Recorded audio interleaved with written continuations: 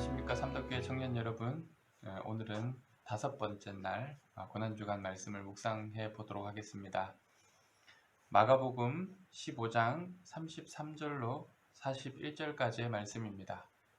마가복음 15장 33절로 41절까지 말씀을 제가 읽어드리겠습니다. 제6시가 되매 온 땅에 어둠이 임하여 제9시까지 계속하더니 제9시에 예수께서 크게 소리 지르시되 엘리 엘리 라마 사박다니 하시니 이를 번역하면 나의 하나님 어찌하여 나를 버리셨나이까 하는 뜻이라. 곁에 섰던 자 중 어떤 이들이 듣고 이르되 보라 엘리야를 부른다 하고 한 사람이 달려가서 해면에 신 포도주를 적시어 갈대에 꿰어 마시게 하고 이르되 가만두라 엘리야가 와서 그를 내려주나 보자 하더라. 예수께서 큰 소리를 지르시고 숨지시니라. 이에 성소 휘장이 위로부터 아래까지 찢어져 둘이 되니라. 예수를 향하여 섰던 백부장이 그렇게 숨지심을 보고 이르되 이 사람은 진실로 하나님의 아들이었도다 하더라.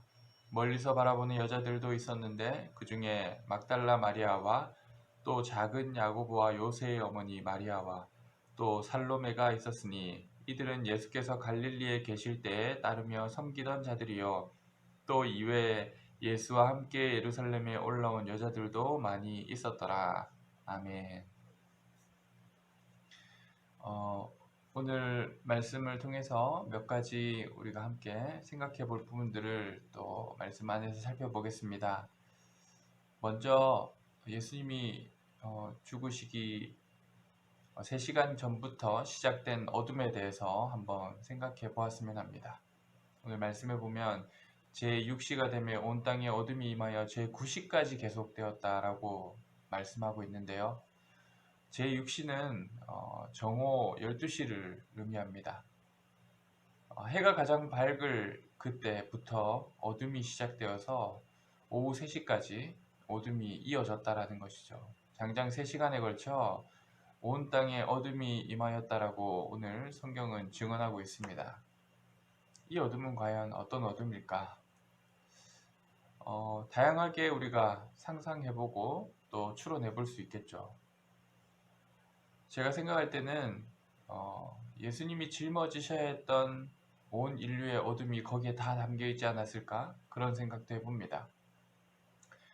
모든 인류가 품고 있는 죄와 죽음, 절망, 두려움, 그 모든 어두움을 예수님이 홀로 십자가에서 다 감당하시는 것을 상징하는 것이 아닐까? 그런 생각도 해보고요. 또 그렇게 세상의 모든 죄를 홀로 끌어안으신 예수님을 하나님이 철저히 버리시고 외면하셨기 때문에 예수님이 숨지시던 그 장소, 그곳에 캄캄한 어둠이 임한 것이 아닐까 생각해 볼 수도 있죠. 두 가지가 다 같은 의미, 두 가지 다 논리적으로 맞는 이야기라고 해볼 수 있습니다. 하나님이 예수님을 바라보지 않고 그에게 은혜를 베푸시지 않고 긍휼의 눈빛을 비추어 주지 않는 그때 모든 온 인류를 향하여 하나님은 공평하게 그들을 사랑하고 또 하나님께서 은총을 베풀어 주시는데 특별히 이 순간만큼은 예수님께 어떠한 은혜의 빛도 한 줄기 빛도 비추어 주지 않으시는 그 어둠이 예수님께 임하였다라고 볼 수도 있는 거예요. 예수님은 죄 자체가 되어 버렸으니까요.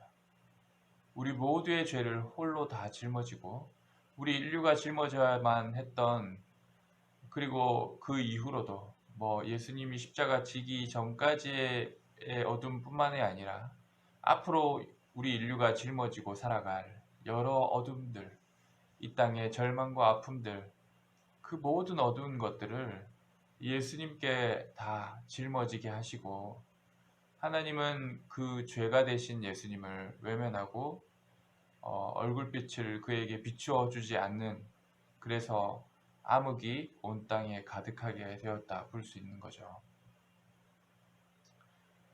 그래서 34절에 예수님은 하나님께 부르짖습니다. 엘리 엘리 라마 사박다니, 나의 나의 하나님 어찌하여 나를 버리시나이까. 우리가 겟세마네 기도를 통해서 예수님의 고난의 가장 절정이 하나님께 버림받는 거라는 얘기를 드렸어요.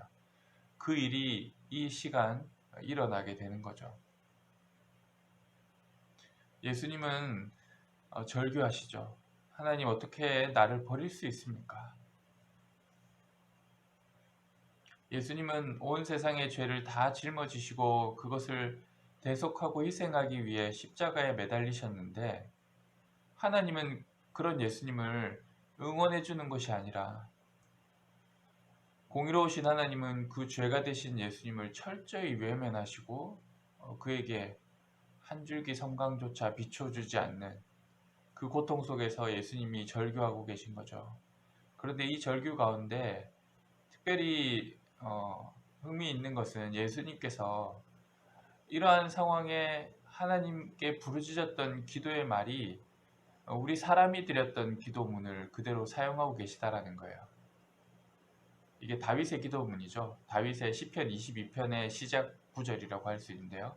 나의 하나님 어찌하여 나를 버리셨나이까. 다윗이 여러 고통과 고난 현장 속에서 하나님께 이렇게 기도드렸거든요. 그런데 그때마다 그 기도를 하나님 우편에서 예수님은 들으셨을 거예요. 그리스도께 간구하는 다윗의 기도를 들으셨을 거예요. 그런데 그 절박한 다윗의 심정이 담겨있는 기도문을 그대로 차용하여서 예수님이 하나님께 부르짖고 있는 거예요. 그리고 이 기도가 주는 우리에게 큰 은혜는 무엇인가 하면, 하나님처럼 철저하게 버림받는 순간을 경험한 사람은 앞서도 말했지만 아무도 없어요. 예수님만큼 철저하게 버림받고 혼자 되신 분은 없단 말이죠. 그렇게 고통 속에서 하나님 도대체 어떻게 그러실 수 있습니까? 어떻게 나를 버리실 수 있습니까? 라고 절규하고 있는 이 주님의 모습이 우리에게 참 위로가 많이 되는 거예요. 우리도 그렇게 캄캄한 어둠, 절벽 가까이에 서 있는 것 같은 막막한 순간들이 얼마나 있습니까? 앞으로 한 줄기 빛도 보이지 않는 캄캄한 어둠의 절망 속에 갇혀 있을 때 우리 또한 주님께 그렇게 기도하잖아요. 하나님, 도대체 어떻게 나에게 이럴 수 있습니까? 그런데 이 심정을 예수님이 잘 아신다라는 거예요. 그리고 그러한 마음으로 하나님 아버지 앞에 간절히 기도하셨고, 그래서 예수님이 품지 못할 영혼이 없다라는 거예요. 나는 어떻게든 이 세상에 혼자야. 날 이해해줄 사람은 없고 나는 정말 끝이야. 나는 망했어. 그렇게 생각하는 어떤 누구라도 이 예수님의 기도를 생각하면 예수님이 품지 못할 영혼이 없다는 거예요. 나도 그렇게 홀로 버림받았었다 라고 예수님이 우리 어깨를 토닥여주며 안아주실 수 있다는 거예요. 그리고 이제 37절과 38절을 보면 예수님이 숨지시기 전에 큰 소리를 지르셨다라고 되어 있어요. 뭐 다른 부분을 보면 다 이루었다 이렇게 아주 멋있게 정말 아름다운 엔딩으로 예수님이 죽으시는 장면도 나오지만, 오늘 마가복음은 그냥 예수님이 큰 소리를 지르셨다고 했어요. 물론 그 큰 소리가 다 이루었다라고 했을 수도 있겠죠. 아무튼 예수님은, 근데 마가는 그래요. 여기서 어떤 말을 했다기보다 소리를 질렀다라고 표현하고 있어요. 그리고 38절 이어져 나오는 말씀은 이에 성소 휘장이 위로부터 아래까지 찢어져 둘이 되니라. 예수의 소리 지르시고 죽으심과 휘장이 찢어지는 것을 이렇게 병행해서 같이 소개하고 있는데요. 이것도 어떻게 보면 하나의 의미가 있다고 볼 수 있어요. 예수님이 과연 숨지시면서 무슨 소리를 지르신 걸까요? 그 소리를 지르신 것의 의미는 무엇일까요? 저는 그렇게 생각해요. 하나님의 구원이 필요한 이 땅의 많은 영혼들, 그리고 죄 가운데 죽을 수밖에 없는, 그저 가만히 내버려 두면 그저 죽을 수밖에 없는 멸망당할 수밖에 없는 모든 영혼들, 그들의 절규와 애원, 그들의 부르짖음을 하나님의 아들이신 예수께서 대표해서 숨지시는 순간 부르짖으신 거예요. 그런데 38절이 참 의미 있는 것이 그 부르짖음에 대한 응답으로 성소 휘장이 위에서부터 아래로 찢어졌다라는 거예요. 휘장을 찢기 쉬운 방법은 밑에서부터 찢는 거겠죠. 밑에 이렇게 단이 나와 있으니까요. 그래서 거기를 잡고 위로 쫙 찢으면 더 잘 찢어질 수 있겠지만, 물론 실제 휘장은 그렇게 쉽게 찢어질 수 있도록 되어 있지 않아요. 여러 실이 꼬여 있고 말려 있고, 또 그것을 또 같이 여러 개를 한꺼번에 묶어서 엮여 있기 때문에 쉽게 찢어지는 것이 아니긴 한데요. 아무튼 그 휘장이 위에서부터 찢어졌다는 거예요. 예수님은 아래에서부터 위로 소리를 지르시고 하나님은 위에서부터 아래로 휘장을 찢으셨다라는 것은 하나의 상징적인 것이죠. 예수님은 이 땅에서의 구원의 부르짖음을 하늘에 올려 바치신 것이고, 하나님은 거기에 대한 응답으로 아무도 들어갈 수 없는, 대제사장이 1년에 한 번밖에 들어갈 수 없는 그 성소와 지성소를 구분하는 휘장을 위에서부터 아래로 찢어버리셨다는 거예요. 그 말은 결국 하나님이 예수님의 그 구원의 부르짖음에 응답해 주셨다라는 것을 말해주는 거죠. 그리고 그 예수님이 품고 있었던 우리 온 인류, 모든 영혼, 하나님께 주 예수를 부르는 자마다 구원을 주시겠다라는 약속이 바로 38절의 휘장이 찢어지는 사건을 통해 우리가 알 수 있게 되는 겁니다. 그리고 이제 39절, 40절, 41절 말씀을 보면 그 예수의 죽음을 대하고 있는 사람들의 반응, 그 사람들을 소개하는 이야기가 이제 뒷부분에 나오는데요. 먼저는 예수를 향하여 섰던 백부장이에요. 이방인이죠. 그런데 이 백부장이 이렇게 고백하는 거예요. 그 숨지심을 보고 이 사람은 진실로 하나님의 아들이었도다. 제사장이나 또 하나님 나라에 대해서 익히 알고 있고 율법을 알고 그런 많은 사람들은 예수님을 죽이는 데 가담했지만 그 죽음의 현장 속에서 생뚱맞게 이방인이 예수님이 하나님의 아들이시다 라고 고백하고 있는 거예요. 이 백부장은 아마 이런 사형을 집행하는 일에 있어서 항상 관여했을 거예요. 그리고 그것을 뭐 옆에서 같이 지켜보거나 그런 것들을 감독하는 입장이었을 텐데, 그가 바라본 죽음이 얼마나 많았을까요? 사람들마다 가지각각이었겠죠, 죽음이라는 것이. 그런데 가지각각으로 죽는 모습이 다름에도 불구하고 그들의 죽음에는 어둠과 절망, 그리고 흔히 우리가 사람의 죽음에서 발견할 수 있는 그러한 것들이 있었다라는 거죠. 근데 그 백부장이 예수님의 죽음을 경험할 때는 좀 뭔가 다른 것을 느꼈다는 거예요. 뭔가 신비로운 경험을 했다라는 거죠. 그래서 우리가 기독교 영화 부활이라는 영화를 보면요, 특별히 그 부활의 주인공, 예수님의 부활을 경험하는 그 백부장이 바로 이 십자가 앞에 서 있던 백부장이라는 설정으로 영화가 만들어져 있는데요. 그가 볼 때 예수님의 죽음이 심상치 않았다는 거예요. 그리고 거기서 느껴지는 그 아우라, 어떤 느낌이 뭔가 달랐다라는 거예요. 그래서 예수님이, 물론 이 백부장이 이렇게 고백할 수 있었던 것은 예수님에 대한 소문을 많이 들었던 백부장일 거예요. 아, 우리 이스라엘의 메시아가 나타났다, 하나님의 아들이 등장했다, 뭐 이렇게 예수님을 선전하는 많은 이야기들, 그리고 예수님의 기사들, 예수님이 하셨던 것들, 예수님의 말씀들, 이미 그런 정보가 있었을지도 모르죠. 아무튼 그는 이런 죽음의 자리에서 예수님의 진가를 알게 됐다라는 거예요. 이런 말씀을 보면서 우리가 웰빙 얘기를 많이 하지만 웰다잉이 그만큼 얼마나 중요한가 생각해 보게 되는 거죠. 한 사람이 어떻게 죽느냐, 이것이 참 사실은 너무나도 중요하다라는 거예요. 그 죽음이 주는 의미, 그리고 그 죽음이 주는 파급 효과가 있다라는 거죠. 우리는 어떻게 죽어야 할까요, 과연? 오늘 예수님의 숨지시는 장면을 우리가 보고 있는데 우리는 과연 어떻게 죽을까요? 그런 것들을 한번 또 생각해 보게 되는 시간입니다. 그리고 40절, 41절 말씀을 보면 여자들이 나오죠. 예수님의 죽음을 멀리서 바라보고 있는 여자들이 있어요. 그들이 멀리서 바라봤다라는 것은 아마도 그것을 차마 앞에서 그 죽음을 대면할 수 없었기에 그렇게 하였다라고 볼 수 있어요. 하지만 그들의 마음은 예수님의 십자가까지 가까이 다가가 있었어요. 마가가 그래서 특별히 이것을 소개하고 있는데요. 마가는 또 이것을 소개하는 이유 중에 하나는 이 십자가가 실제 있었던 역사적 사건임을 증언하기 위해서 이때 이것을 지켜보았던 사람들의 이름을 적고 있는 거예요. 예수님의 십자가가 궁금하면 이 사람들을 찾아가 보라는 거예요.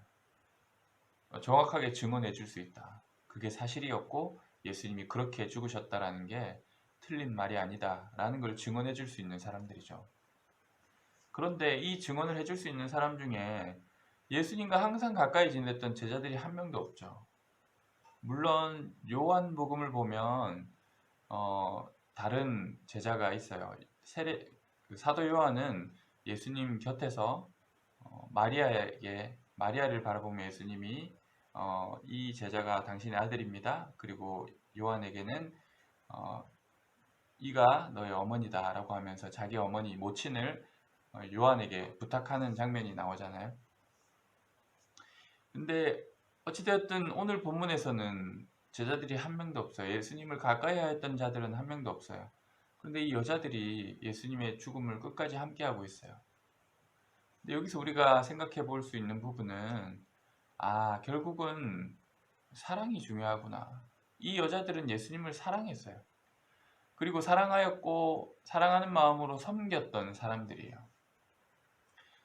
그들이 갈릴리에서부터 섬기면서 예루살렘까지 따라왔던 자들이거든요. 근데 이들이 섬기는 마음의 중심에는 사랑이 있었고요. 그래서 예수님이 어떻게 생활하실지에 대해서 걱정하고 또 그 모든 제반의 것들을 옆에서 보살피고 챙겨주던 여인들이었는데 그런 생각이 들어요. 남자보다 여자가 낫구나. 남자들은 뭐 의시되고 잘난 척하고 내가 예수님 수제자야라고 그렇게 자랑하던 그런 남자들이 지금 한 명도 없고 그저 뒤에서 조용히 보이지 않게 예수님을 섬기고 예수님의 필요를 채워줬던 여인들이 예수님의 죽음의 현장까지 같이 있는 거예요. 그리고 이들이 부활을 제일 먼저 경험하잖아요. 이들이 경험한 부활을 제자들에게 설명해도 제자들이 믿지도 않아요.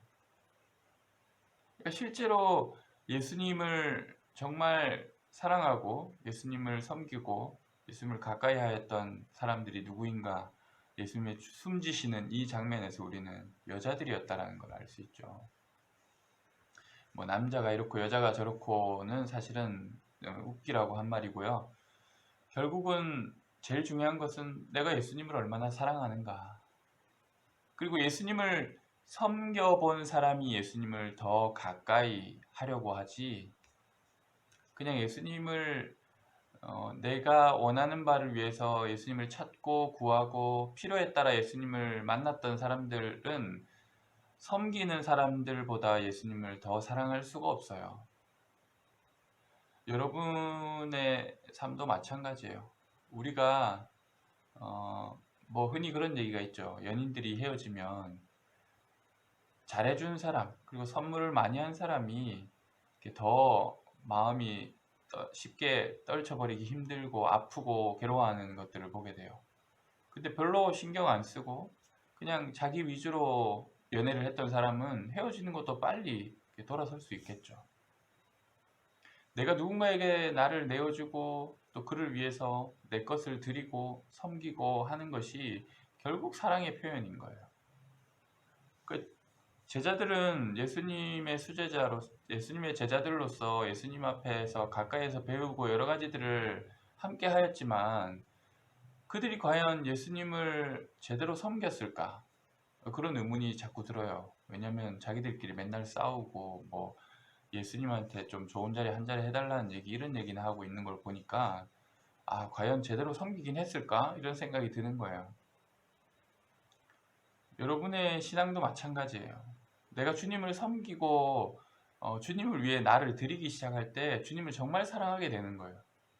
그래야지 예수님의 죽음의 현장, 고난의 현장에도, 그곳에도 여러분의 이름들이 나오는 거예요. 그 현장에 누구누구가 있었다. 그런데 예수님을 섬기지 않고 사랑하지 않는 사람들은 주변을 맴돌 뿐이죠. 그런 사람이 있었던가? 이렇게 기억될지도 모르는 거죠. 여러분의 삶에 그런 주님을 향한 섬김과 사랑이 더 깊어졌으면 좋겠어요. 결국 제일 중요한 거는 사랑입니다. 우리가 이 고난주간 말씀을 묵상하는 이유가 뭐예요? 주님을 어떻게 더 사랑할 수 있을까? 주님이 나를 얼마나 사랑하셨을까? 이런 것들을 깨닫기 위해서 아니겠어요? 그렇게 주님을 더 사랑하고 주님을 말씀 속에서 만날 수 있는 우리 청년들이 되었으면 좋겠습니다. 고난주간이 이렇게 시간이 길어지면서 저도 괜히 컨디션이 막 엄청 안 좋아지고 있고, 또 마음도 힘들어지고 그러는 것 같아요. 고난주간을 잘 보내고 있는 건지 모르겠지만, 아무튼 우리의 삶에 오늘 성금요일이잖아요. 예수님이 십자가에 달려 죽으신 그날이잖아요. 이날을 우리가 생각할 때 예수님의 고난에 우리가 같은 마음으로 동참하면서 그분의 고난의 현장에 오늘 여인들처럼, 그리고 그 자리를 지켰던 또 누군가처럼 함께 하면서 그냥 예수님의 그 고통과 아픔들을 가만히 지켜보고, 또 그것 가운데서 예수님의 사랑을 내 마음 깊이 느낄 수 있는 그런 하루로, 적어도 오늘 하루는 여러분이 살았으면 좋겠습니다. 그러면 오늘 말씀의 나눔을 여기까지 하고 마치겠습니다. 한 주간, 또 남은 고난주간 평안하시기 바랍니다.